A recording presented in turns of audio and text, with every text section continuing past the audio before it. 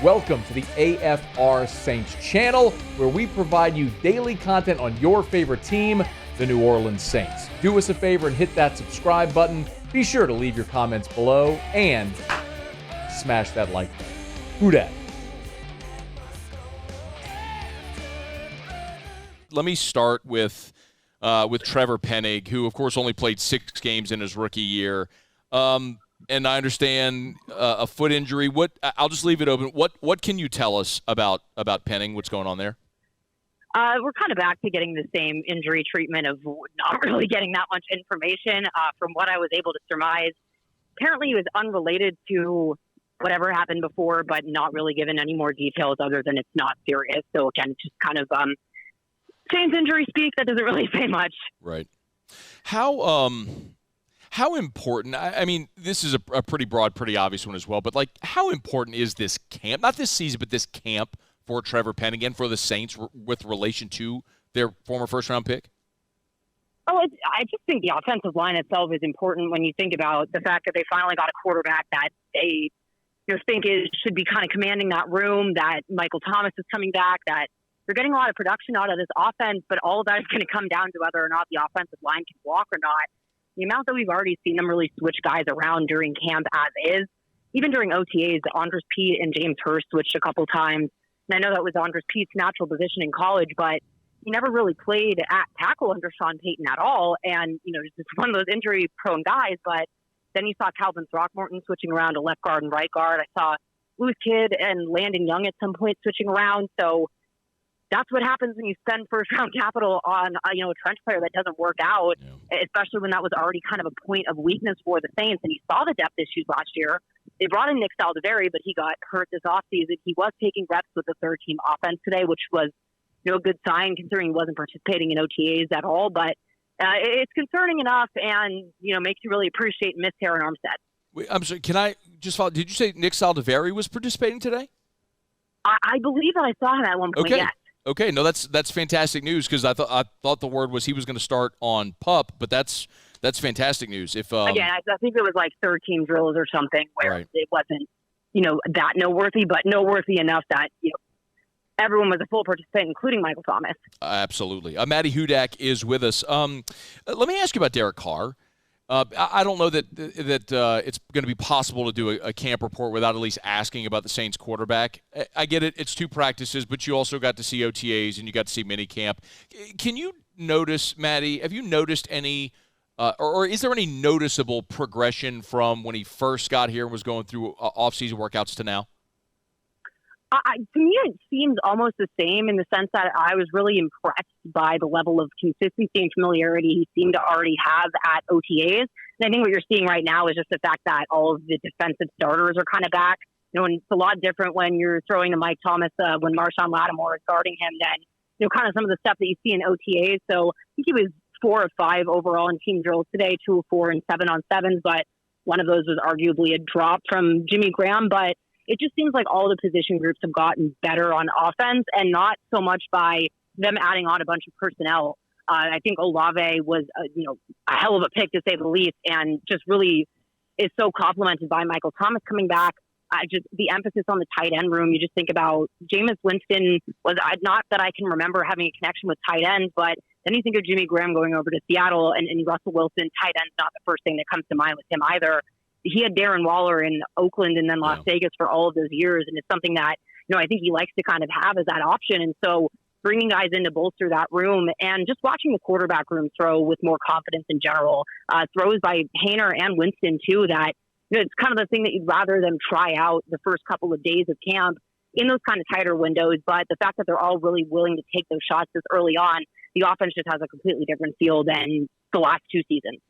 You did bring up Jimmy Graham. Any noticeable observations from Jimmy the first 2 days? Well, it was weird because, I grew up a Saints fan watching Jimmy Graham like a kid in a candy store, and I was just kind of like staring at him like this mirage in front of me because he doesn't look exactly, like Jimmy Graham right now. You forget that he was, hit by a car when he was on his bike earlier this year. I accidentally read like way too graphic of details on what happened to his calf there, but that kind of puts context in, him losing what looks like quite a bit of weight. That being said, he's 6'7", just kind of speaks for itself. And what stuck out to me is he has a very high cut. His legs, he just runs like a gazelle, and his jogging is like most guys sprinting. And really all he has to do is kind of that Jeremy Shockey turn around and sit down with the ball. There's only going to be so many defenders that can contest a guy with the wingspan and reach that Jimmy Graham has. And so just to see him already working out there with the ones, it is kind of, again, a weird feeling, but it allows them, I think, to be a little more creative with Taysom Hill's usage as well. It's something I want to pay a little more attention to as the days go on, but, they don't really have to have him to plug any type of hole in that tight end room anymore. And if nothing else, Jimmy Graham brings a lot of veteran experience to that room that, it's really lacking. It's Juwan Johnson, who is a converted wide receiver. Foster Moreau is still on the younger side, and then Taysom Hill is not really a tight end. So I think that his brain could help a lot as well. Maddy, I know so much of what we talk about is obviously like your film study and your scouting work, but like just from a roster makeup standpoint, is there room for if Taysom Hill is a tight end, right, and we're assuming Johnson and Moreau are going to make the team, is there room for a fourth tight end? It's a good question, but it's one where you don't think they bring back Jimmy Graham with all this to not have him make the roster.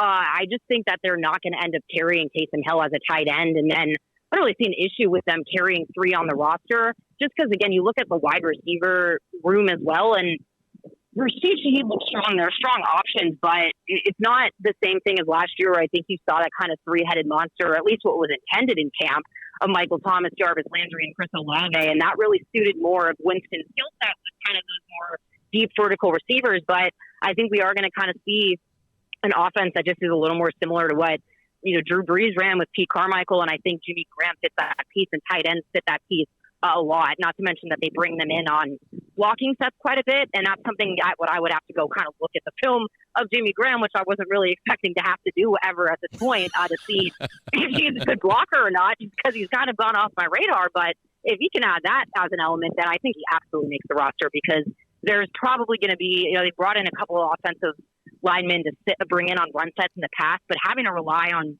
bringing in an extra lineman is just kind of a problem when your depth there is already thin. So hopefully that's something he can bring to the table. A couple more here for you, Maddy. Let's switch to the defensive side of the ball. I know there's a lot of talk about Payton Turner in a big sort of opportunity this year as a former first-round pick. How is that rotation looking so far at the right end spot opposite Cam Jordan?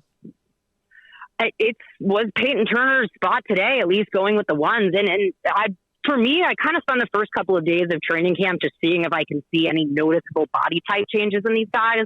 And Payton Turner looked like he'd actually put on some size in his lower body, which I think that he could just kind of use at this point, because he's seen so little playing time that he can add some explosiveness from his lower body. But they're actually pressuring the quarterback quite a bit. Carl Granderson had really good interior pressure, stopped Winston during the team drills. And then I think that Turner had at least two pressures that I was able to record, and potentially a little more. It's kind of a question of, was it the chicken or the egg thing? Because you're looking at the amount of switches on the offensive line that they're trying out. It's hard not to wonder if, that's why they're getting absolutely free. But I think that confidence is really going to be an important thing for Payton Turner. Just the fact that Jeff Ireland kind of called him out at the Senior Bowl, saying that he hadn't really lived up to what the draft capital was at this point, and that position was open. If he's able to just get some mental confidence in training camp, even though it's not the real thing, that could be something that really gets them through this, because Cam Jordan is at this point kind of outlived reality on what he should be able to be putting out there on the field at the amount of time that he's playing. So if Carl Granderson and Payton Turner both have a strong showing in camp, they might finally be able to rotate someone on the edge, which is also something that they might be doing with Zach Bond in the linebacker room, I begrudgingly say, but I kind of rather see Zach Bond there than in coverage. Okay, so that is actually a beautiful transition. I was going to ask about Bond and honestly the linebacker group, where Maddy, absolutely, look, there's two certainties, right? I mean, DeMario Davis, and if he's healthy, Pete Werner. After that, I think that room is a gigantic question mark. You mentioned Bond. What do we make of how the linebackers look as of right now? Well, it's interesting because we're so used to seeing the Saints in nickel being really kind of their primarily base defense, and they were running all three linebacker sets today. So, as someone that's trying to solve who's playing nickel, that was, not really that helpful, but I think it's more that they're just trying out Alontae Taylor and Paulson Adebo at that cornerback slot, which meant that they brought on an extra linebacker, and every time in first-team reps, that was Zach Bond. But the vision, at least, that was purported when he was drafted, was that, they were going to kind of use him how he was used in, I believe, Wisconsin. It's been so long at this point, which is really off the edge as a pass rusher.